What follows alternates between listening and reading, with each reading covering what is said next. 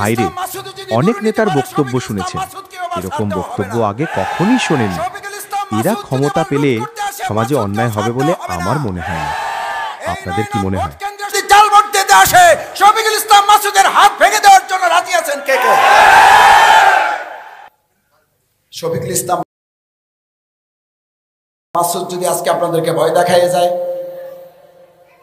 যদি ভয় দেখায় যায়, আগামী ত্রয়োদশ নির্বাচন অনুষ্ঠিত হবে ফেব্রুয়ারি মাসে, এখানে আপনি কোনো এজেন্ট দিতে পারবেন না। এই ভয় পাবেন কে কে? হাত জাগান। যদি আমাদেরকে কেউ ভয় দেখায়, আপনাকে কেউ যদি ভয় দেখায়, এই 9 নং ওয়ার্ডে আপনি এজেন্ট দিতে পারবেন না। দুর্নীতির বিরুদ্ধে আপনি এখানে অন্যায়ের বিরুদ্ধে এজেন্ট দিতে পারবেন না। জাল ভোটের বিরুদ্ধে এখানে এজেন্ট দিতে পারবেন না। এই ভয় যদি আজকে কৌখালীবাসীকে কেউ দেখায়, 2024-এর জুলাই আগস্টের গণঅভ্যুত্থানে জীবন বাজি রেখে যারা দ্বিতীয়বার স্বাধীন করেছেন বাংলাদেশকে, দ্বিতীয়বার স্বাধীন করেছেন বাউফলকে, দ্বিতীয়বার স্বাধীন করেছেন কৌখালীকে, দ্বিতীয়বার স্বাধীন করেছেন 9 নং ওয়ার্ডকে, তারা আরেকবার বুক পেতে দিয়ে গুলির সামনে সমস্ত অন্যায়ের বিরুদ্ধে মাথা উঁচু করে দাঁড়াতে রাজি আছেন কারা? আমি খুব এই ক্যামেরা এখানে কয়েক ডজন ক্যামেরা এখানে আছে, আমি সাক্ষী রেখে বলে যাচ্ছি, শফিকুল ইসলাম মাসুদকে ভোট দেওয়ার দরকার নাই। শফিকুল ইসলাম মাসুদের চেয়ে ভালো কোনো ক্যান্ডিডেট যদি বাউফলে ইসলামের পক্ষে, আল কোরআনের পক্ষে, আল্লাহর আইনের পক্ষে, মানুষের ন্যায় ইনসাফ অধিকার প্রতিষ্ঠার পক্ষে এসে কথা বলে, আমি শফিকুল ইসলাম মাসুদ আপনাদের সাথে তাকে ভোট দেওয়ার জন্য আমি রাজি আছি। আমার ভাইয়ে বন্ধুগণ, আমার রাস্তা ঠিক করতে হবে, আমার জনগণের সুবিধা সুযোগ সুবিধা নিশ্চিত করতে হবে। কিন্তু ইতিপূর্বে যারা ছিলেন তারা নাগরিকদের সুবিধার পরিবর্তে এমনকি তারা দলের নেতা কর্মীদের সুবিধাও না দেখে, শুধু নেতারা, শুধু তাদের এমপি, শুধু তাদের চেয়ারম্যান মেম্বাররা ছাড়া তাদের কর্মীরা পর্যন্ত তাদের ভাগ্যের পরিবর্তন করতে পারে না। এরকম কোন দল, এরকম কোন নেতা এই কৌখালী থেকে আমরা আর দেখতে চাই? দেখতে চান না বিধায় এই যে আজকে এখানে হাজার হাজার মানুষ আপনার এখানে উপস্থিত হয়েছেন, এটা শফিকুল ইসলাম মাসুদের ভালোবাসার জন্য আসেন নাই। আমি জানি আপনারা এসছেন একটা মেসেজ, একটা বার্তা, একটা খবর আমাদেরকে দেওয়ার জন্য। সেটা হলো, মাসুদ ভাই আপনিও যদি অন্যায় করেন আপনাকেও ছাড় দেওয়া হবে না। শেখ হাসিনা খুব ভালো করে জানতেন বাংলাদেশ জামাত ইসলামী ছাত্র শিবির কি জিনিস। বাংলাদেশ জামাত ইসলামী ছাত্র শিবিরকে ফাঁসির মঞ্চে নেওয়া গেছে। বাংলাদেশ জামাত ইসলামী ছাত্র শিবির 1 সেকেন্ডের জন্য কারো কাছে মাথা নত করে না। আমরা ফাঁসির মঞ্চে হাসতে হাসতে গিয়েছি। আজ আমাদেরকে কেউ কেউ বলেন আমরা আশ্রয় দিয়েছি, আপনারা টিকে ছিলেন, আমাদেরকে হুমকি দামকি দেওয়ার চেষ্টা করা হয়।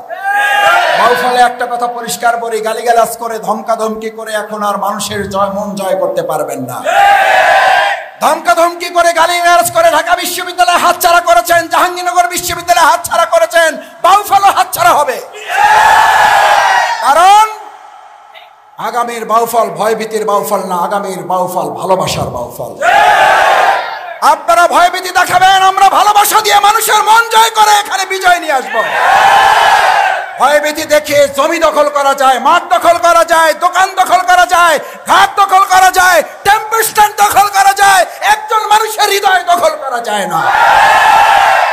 আমরা কি ঘাট, টেম্পো স্ট্যান্ড, লঞ্চ ঘাট দখল করবো না মানুষের মন জয় করব? দেখি রাজি আছেন কারা?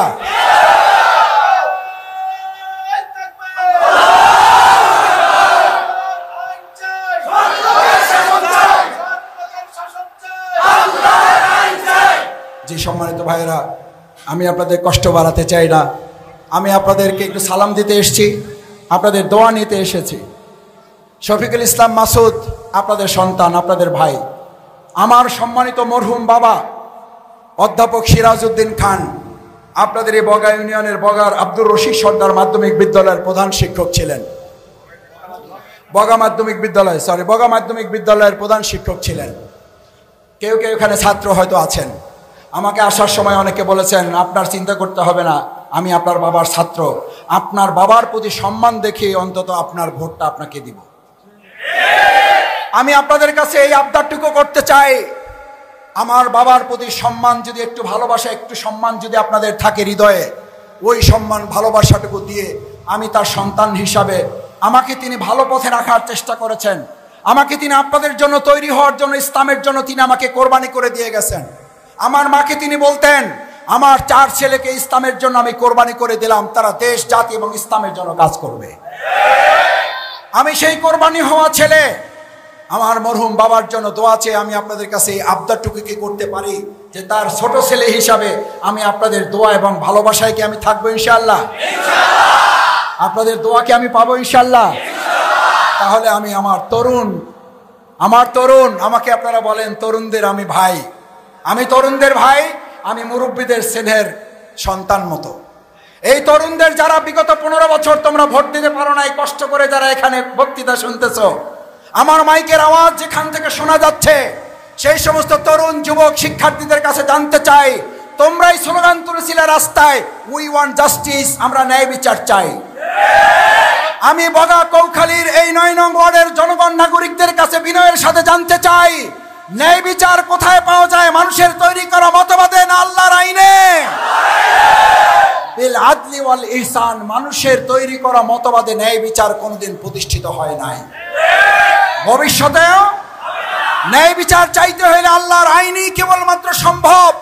আমি সেই তরুণদের কাছে, শিক্ষার্থীদের কাছে, আমার ছাত্র যুবকদের কাছে একটা আবদার রেখে যেতে চাই, তরুণ যুবকদের প্রথম ভোট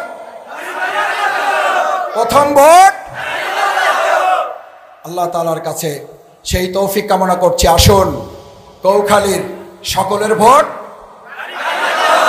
9 নং ওয়ার্ডের সকলের ভোট, সবাই কাঁধে কাঁধ মিলে কাজ করব, গলাগলি করব, আমরা কোলাকুলি করব, আমরা গালাগালি করব না। আপনি আমাকে গালি দেন, অসুবিধা নাই, গালি দিয়ে মন পাওয়া যায় না, ভোট কমে যায়। গালাগালিজ করবেন না, ভয় দেখাবেন না, চোখ রাঙাবেন না। চোখ রাঙাবেন তো ভয় মানুষের কেটে যায়, কারণ ভয় দেখাইতে দেখাইতে শেখ হাসিনা নিজে ভয় পাইয়ে দেশ ছেড়ে। আচ্ছা, আমরা এই মহিলার কেউ দেশ ত্যাগের কথা বলছিলাম? আমরা বলছিলাম পদত্যাগ করেন। হে এত ভয় দেখাইছে, শেষে নিজে এমন ভয় পাইছে যে পদত্যাগ করিয়া নিজে বাঁচতে পারবে এই চিন্তা করে নাই, কারণ এত ভয় দেখাইছে শেষে নিজেই ভয়। সুতরাং কৌখালীতে আর নতুন করে কেউ ভয় দেখাই আবার কৌখালী ছাড়া হওয়ার চিন্তা আপনি করেন না। আমরা চাই না ভবিষ্যতে আর কেউ কৌখালী ছাড়া হন। আমরা চাই না ভবিষ্যতে আর কেউ বাউফল ছাড়া হোক। আমরা চাই না ভবিষ্যতে এমন কেউ তৈরি হোক যাকে আবার বাংলাদেশ ছেড়ে হেলিকপ্টারে পালাইতে হোক। চাই না বলেই আমরা অনুরোধ করতেছি, বিনয়ের সাথে বলতেছি, চোখ রাঙাইয়েন না, ভয় দেখাইয়েন না। কারণ ভয় দেখাইতে দেখাইতে পদত্যাগ করেও ছাড় পাওয়া যায় না, শেষ পর্যন্ত কি ত্যাগ করতে হয়? আল্লাহ তাআলা আমাদের সবাইকে সেখান থেকে হেফাজত করুন। আমাদের অসুবিধাটা কি? আমাদের অসুবিধাটা হলো আমরা প্রত্যেকে যার যার সম্মান মর্যাদা নিয়ে আমরা বাঁচতে চাই।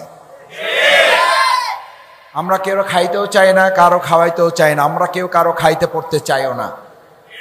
কিন্তু আমাদের অসুবিধা হলো আমরা নির্বাচনের আগে সেবক সেবক ভাব দেখাই, নির্বাচনের পরে আমরা মালিক হয়ে যাই। আমার দোকানের মালিক আরেকজন হয়ে যায়, আমার জমির মালিক আরেকজন হয়ে যায়, আমার ওয়ার্ডের মালিকানা একটা দল ব্যক্তির হাতে চলে যায়। আমি আজকে এই 9 নং ওয়ার্ডের কৌখালীবাসী নাগরিকদের জিজ্ঞেস করতে চাই, বাউফলে কৌখালীতে আগামী দিনে আপনারা কি মালিক চান না সেবক চান? আপনারা আগামী দিনে ইমানদার চান না প্রতারক চান? বিগত 53 বছর এই দেশ স্বাধীনতার পর এরকম প্রতারক আমাদের সামনে আসছে না আসে নাই? সেবক হওয়ার কথা বলে তারা কি হয়ে গেছে? তারা মালিক হয়ে গেছে। আমরা আগামী দিনে কৌখালীতে আর কোনো মালিক বানাতে দিব না। এটা একটা ভোট কেন্দ্র। আমার সম্মানিত নাগরিক বৃন্দ, এই ভোট কেন্দ্রে এই এলাকায় আমি আসতে গিয়ে আমার সাথে একটা গাড়ি ছিল, গাড়িটা আমি নিয়ে আসতে পারি নাই। আমাকে বলা হলো গাড়িতে যেতে পারবেন না। মোটর সাইকেলে আসতে গিয়ে আমি কয়েকবার পড়ার উপক্রম, আমি বারবার দোয়া পড়তেছিলাম যে আল্লাহ আমার সাথে কয়েকশো মোটর সাইকেল আছে, না জানি কয়টা মোটর সাইকেল মাঝখানে পড়ে যায়। আমরা সবাই আল্লাহ শুকরিয়া আদায় করি, আলহামদুলিল্লাহ। ভাই, নেয়ামত দেওয়ার মালিক কে? নেয়ামত নিয়ে যাওয়ার মালিক কে? আলহামদুলিল্লাহ। বিদ্যুৎ আসছে, আল্লাহর শুকরিয়া আদায় করে আরেকবার আলহামদুলিল্লাহ। যে কথা বলছিলাম আসতে গিয়ে, যে রাস্তার অবস্থা, এই রাস্তা ঠিকঠাক করার জন্য বিগত দিনে আমাদের কোনো সেবক থাকার কথা ছিল না? কিন্তু কোনো সেবক ছিল না। তারা ছিল মালিক। মালিক হওয়ার কারণে আমাদের ওই সমস্ত মালিকদের ঘরবাড়ি একতলা থেকে দোতলা, তিনতলা, চারতলা হয়েছে। আমাদের রাস্তা সংস্কার হয় নাই, আমাদের কাঁচা রাস্তা পাকা হয় নাই, আমাদের ভাঙা রাস্তা ঠিক হয় নাই, আমাদের ছাত্র ছাত্রীদের স্কুল কলেজকে আর উন্নত করা হয় নাই। আজ কৌখালীবাসী 9 নং ওয়ার্ডের নাগরিক বৃন্দের কাছে জানতে চাই, আগামী দিনে আমরা কি এই বাউফলে, আগামী দিনে বগাতে, আগামী দিনে কৌখালী 9 নং ওয়ার্ডে আমরা কি প্রতারক কোন জনসেবক চাই, নাকি আমরা বিশ্বাসঘাতক চাই, নাকি আমরা ইমানদার সেবক চাই? ইমানদার সেবক মুখের কথায় পাবেন না। ইমানদার সেবক পাইতে হলে আল্লাহতে বিশ্বাস করতে হবে। ইমানদার সেবক পেতে হলে ব্যক্তির মতবাদ দিয়ে এই সমাজে ইমানদার সেবক তৈরি হয় না, চোরের খনি তৈরি হয়। এই 53 বছর যারা দেশ পরিচালনা করছে তারা নিজেরাই, আমরা তাদেরকে গালি দেই নাই, তারা নিজেরাই নিজেদেরকে গালি দিয়ে বলছে সবাই পায় বাংলাদেশে সোনার খনি, আমরা পাইছি চোরের খনি। আমাদের 53 বছরে বাংলাদেশ সুশাসনে আমরা 1 নাম্বার হইতে পারি নাই, কিন্তু আমাদের দেখতে হয়েছে এই বাংলাদেশ 1 বার 2 বার 3 বার দুর্নীতিতে চ্যাম্পিয়ন হয়েছে।